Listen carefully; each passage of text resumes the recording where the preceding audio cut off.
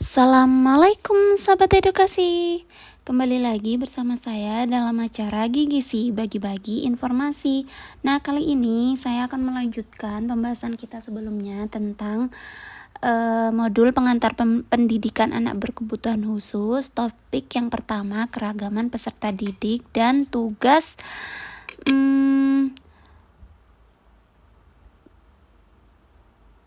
bagaimana guru menyesuaikan pembelajarannya dengan perbedaan kondisi peserta didik.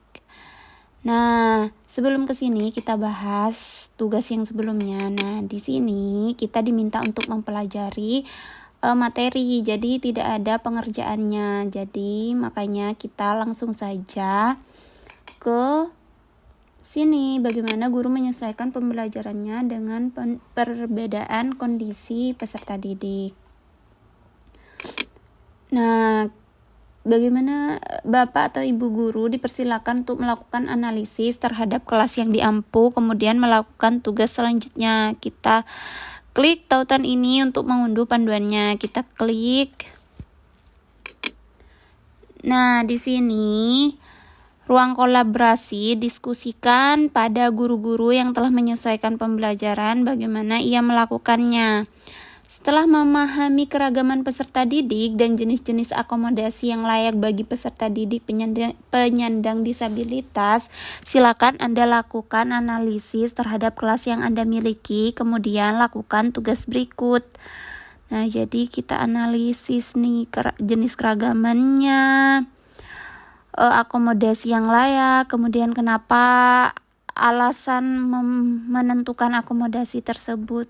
Kita isi ini. Nah, hasilnya gimana?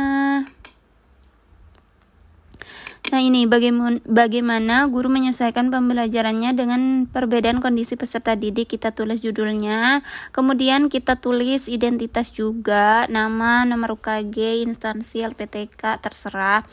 Nama saja juga boleh, terserah teman-teman. Kemudian kita lanjut dengan pembahasannya.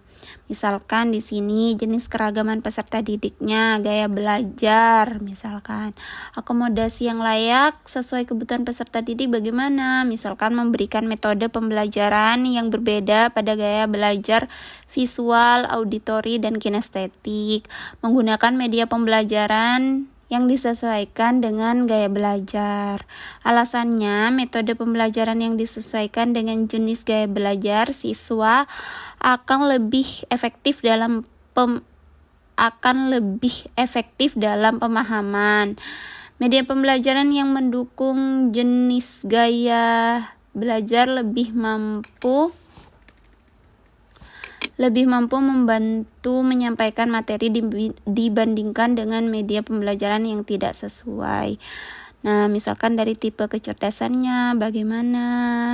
Nanti kita bahas satu-satu tipe kecerdasan. Misalkan natural, yang bisa belajar dengan natural, kemudian naturalistik gitu ya. Kemudian ada banyak tipe kecerdasan yang lain. Kemudian misalkan dari lambat belajar, bagaimana akomodasi yang sesuai. Dari kalau misalkan ada gangguan penglihatan, kita tulis akomodasi yang sesuai apa. Nah, ini kita ngisinya sesuai dengan keadaan kelas kita di sekolah gitu.